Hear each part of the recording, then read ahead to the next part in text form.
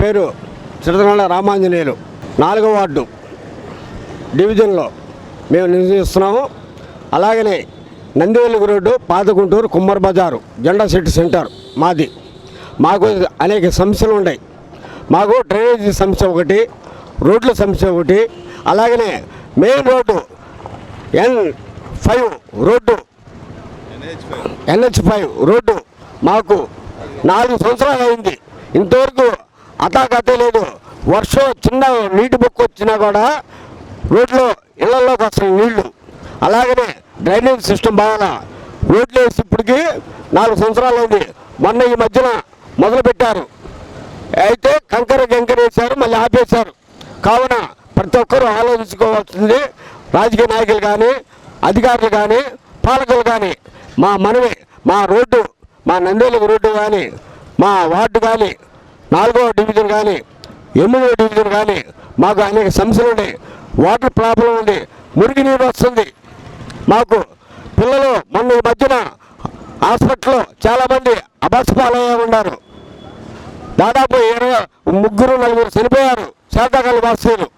అలాగనే ఆ నీరు రాకుండా మాకు ఈ వేసవికాలంలో నీటి అద్దడి లేకుండా మంచినీరు ఇచ్చి పాలకులు, కమిషనర్ గారికి, మేయర్ గారికి, మన గుంటూరు మున్సిపాలిటీ అధికారులకి, అలాగనే ఎమ్మెల్యే గారికి, ఎంపీ గారికి, ప్రతి ఒక్క రాజకీయ పార్టీ నాయకులందరికీ తెలియజేస్తున్నాం.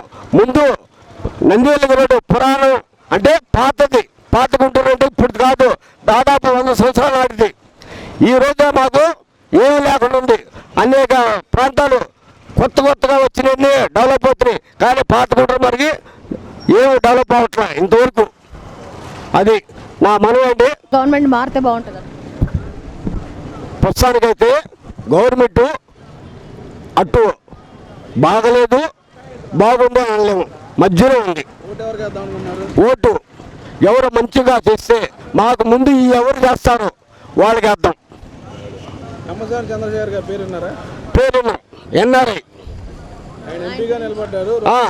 గత పాలకుడు ఎవరు, మా ఎంపీ గారు గల్లా జయదేవ్ గారు ఉన్నారు.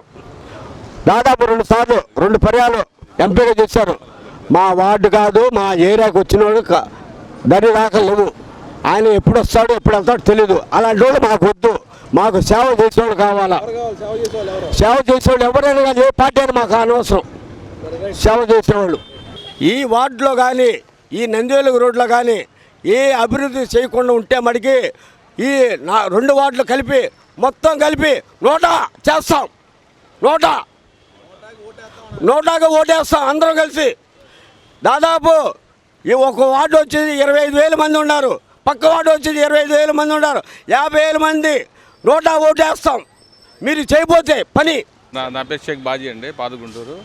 సార్ మాకేంటంటే ప్రధానంగా ఉన్న సమస్యలు రోడ్డు ప్రాబ్లంగా ఉందండి. ఇంకోటి ఏంటంటే 10 సంవత్సరాల నుంచి బాగా ఇబ్బంది పడుతున్నాం. నందివెలుగు రోడ్డు కాడ నుంచి మొత్తం రోడ్డు బాగా ఇబ్బందిగా ఉంది. ఎవరు వచ్చినా కానీ ఎంపీ గారు ఈ రోడ్డును బాగా అభివృద్ధి చేసి పాత గుంటూరును అభివృద్ధి చేయవలసిందిగా కోరుతున్నాం సార్. పెమ్మసాని చంద్రశేఖర్ గారి పైన మీ అభిప్రాయం?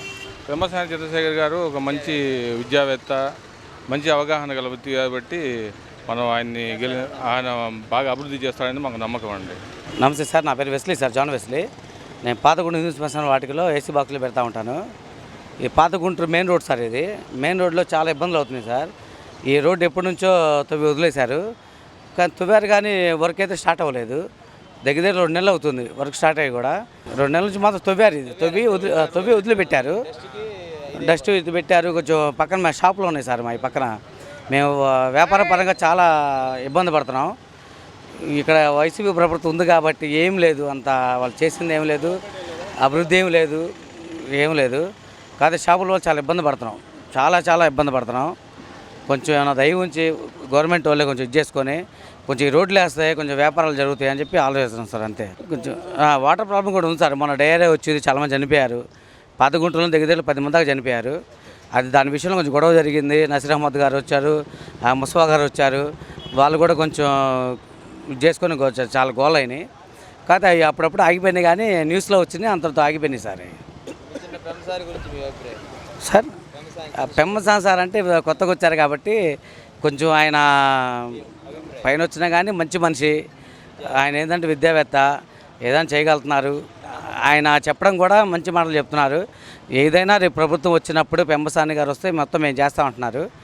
కొంచెం ఆయన వస్తే బాగుంటుంది. ఆయన వచ్చి పేద ప్రజలకి మంచి చేస్తే బాగుంటుంది సార్. అబ్బా గంజాయి విచ్చలవిడి దొరుకుతుంది సార్. విచ్చలవిడిగా అది తక్కువ కాదు, విచ్చలవిడి గంజాయి. పాతగుంటూరు మడిహోటల్ దగ్గర, ముండిగేట్ దగ్గర మొత్తం వాళ్ళే ఉన్నారు. అవును సార్. అటువైపు ఇటు శ్మశాన రోడ్లో మొత్తం వాళ్ళే చదువుతున్నారు. పాతగుంటూరు శ్మశానంలో గంజాయి తాగి లోపల పాతగుంటూరు శ్మశాన వాటికలోనే గంజాయి తాగి మా మానవతా బండి పెడితే బండి అద్దాలు పగలు కొట్టారు సార్. గంజాయి తాగి అది కంప్లైంట్ పెట్టినా కానీ వాళ్ళు అంత ఇది చేయలేరు. గవర్నమెంట్ వాళ్ళు పట్టుకుంటే అయ్యి సార్ పని. వైసీపీ జెండాలు మా కుర్రోడు చెప్పా పెట్టుకుని బండి తీసుకెళ్ళారు సార్. అప్పి ఆటో మామూలుగా అయితే ఫ్రీ బాక్సులు తొలుకునే బండి అది తీసుకెళ్ళి బండి పటాపురం స్టేషన్లో పట్టుకుంటే 7 రోజులు కాటు బండి విడిపిలా. మేము వెళ్ళి రిక్వెస్ట్ చేస్తే పాపం కానిస్టేబుల్ ఉండి ఫ్రీ బాక్సులు తోలే బండి అని చెప్పి రిక్వెస్ట్ వదిలిపెట్టాడు ఆయన. విడదల రజనీ గారికి ఫోన్ చేస్తే ఆమె రిక్వెస్ట్ లేదు, ఏమీ లేదు. ఆమె వాళ్ళ పిఏ అంట రాకేష్, ఆయనకి ఫోన్ చేస్తుంటే అసలు ఇది లేదు అది లేదు, ఫోన్ కట్ చేస్తున్నాడు ఆయన, రెస్పాండ్ లేదు. రామకృష్ణ గారు ఒకళ్ళు, రాకేష్ గారు కూడా ఉన్నారు. ఫోన్ చేస్తుంటే ఆ రెస్పాండే లేదు ఆయనది. వేరే బండి తెచ్చుకున్నాం బాక్సులు పెట్టుకుంటే ఆ బండికి 7,000 రూపాయలు నా సొంత డబ్బులు ఇచ్చాను సార్. మరి ఏంది ఈ వైసీపీ ప్రభుత్వంలో ఈ నాగాచారాలు ఏంది సార్ ఇది? అమరావతి ఉంటే మంచిదండి. అమరావతి ఏంటంటే అటు విశాఖపట్నానికి ఇటు మన తెలంగాణకి మధ్యలో ఉంది కాబట్టి ప్రయాణికులకు కూడా ఒక 7 అవర్స్ 8 అవర్స్ పడుద్ది కాబట్టి రాజధాని అమరావతి అయితేనే ఎక్సలెంట్గా ఉంటుంది ప్రయాణం చేయటానికి. అటు చివరైనా ఇటు చివరైనా కనీసం 18-20 గంటలు పడుతుంది జర్నీ. అప్పుడు ఇక్కడి నుంచి అక్కడ చివరికి పోతే అప్పుడు చీకటి పడుద్ది, పని చేసుకోలేము. అక్కడ కూడా ఇక్కడికి వచ్చేలా ఇక్కడ చీకటి పడుద్ది, పని చేసుకోలేము. అందుకని మన అమరావతి పెడితే ప్రయాణం చేయడానికైనా మన వర్క్ ఏమైనా ఫైల్స్ పని చేసుకోవటానికైనా వండర్ఫుల్గా ఉంటుంది అమరావతి అయితే. రాజకీయ పరంగా ఆలోచించకుండా ఒక మానవత్వంతో ఆలోచిస్తే రాజధాని అమరావతి అయితేనే ఎక్సలెంట్ ఉంటుంది. మానవత్వంతో ఆలోచిస్తే, రాజకీయంగా ఆలోచించకుండా ఒక మానవత్వం దృక్పథంతో ఆలోచిస్తే అమరావతి మధ్య పాయింట్ బాగుంటుంది, ప్రయాణానికి అందరికి బాగుంటుంది అమరావతి. గంజాయి అంటే ఇంకా అది మన పోలీస్ డిపార్ట్మెంటు కంట్రోల్ చేయాలి. అది దానికి సంబంధించిన డిపార్ట్మెంట్స్ ఉన్నాయి కదా, అది వాళ్ళు కంట్రోల్ చేయాలి. అది ఎట్లా వస్తుంది అనేది వాళ్ళు ప్రమేయం లేకుండా, రాజకీయ నాయకుల ప్రమేయం లేకుండా రాదుగా. వాళ్ళ ప్రమేయం 100% ఉంటుంది. అందువల్ల గంజాయి పబ్లిక్లోకి వస్తుంది, మార్కెటింగ్ జరుగుతుంది. గవర్నమెంట్ అంటే ఎవరికి తగ్గ పరిపాలన వాళ్ళు చేస్తూనే ఉంటారు. పరిపాలన అనేది ఆయన వర్షంలో ఆయన చేస్తాడు, ఈయన వర్షంలో ఏం చేస్తారు, ఎవరి అభిప్రాయాలు వాళ్ళకు ఉంటాయి. రాజకీయంగా ఏంటంటే వాళ్ళ అభిప్రాయం ఆయన వీళ్ళ పార్టీ బలపడతానికి ఈయన ఆలోచించుకొని చేసుకుంటాడు. వాళ్ళ పరిపాలన ఆయనకు తగ్గట్టు వాళ్ళు చేసుకుంటారు. ఎవరు ఓటు బ్యాంక్ వాళ్ళు గట్టిగా చేసుకుంటారు. ఇది 100% గ్యారెంటీ. ఆయన మన మనిషి మామూలు ఇప్పుడు తెలుసుకున్నంతమంది మనకు ఐడియా లేదని, మంచి మనిషి అని అంటున్నారు, పర్వాలేదు అంటున్నారు. సరే కదా, అవకాశం ఇస్తే ఏమన్నా ఒకసారి చూస్తే అదే అర్థమవుద్ది అని. కిలారోస్ గారు కాబట్టి కొద్దిగా ఫేమస్ పర్సన్ కాబట్టి ఆయన అందరికీ తెలిసిన వ్యక్తి ఫస్ట్ నుంచి కూడా, 30 సంవత్సరాల నుంచి. ఆయన మాకు పెద్ద ఐడియా లేదు. ఆయన పేరు తెలుసా అని బ్రహ్మ చంద్రశేఖరరావు, పెద్ద ఐడియా లేదు మాకైతే. కిలారోస్ గారు అయితే అది ఐడియా ఉంది, మాకు అందరికీ తెలుసు. ఆయన సొంత హోటల్ ఉంది కదా, అక్కడ స్థానికులు కాబట్టి గుంటూరు. ఆయన అయితే అందరికీ తెలుసు. అదే మరి రాజధాని ఉద్యోగాలు మెయిన్, స్టూడెంట్స్ ఉద్యోగాల గురించి ఎక్కువ ప్రాధాన్యపడుతున్నారుగా. ఉద్యోగాల సమస్య తీరిస్తే బాగుంటుంది. కొన్ని ఫ్యాక్టరీలు, పరిశ్రమలు, ఏమన్నా కొన్ని ఈ ఎయిర్పోర్ట్స్ ఉంది కదా, రైలు దొనకొండలో 80,000 ఎకరాలు ఉంది, బ్రిటిష్ పరిపాలన నుంచి ఉంది అది.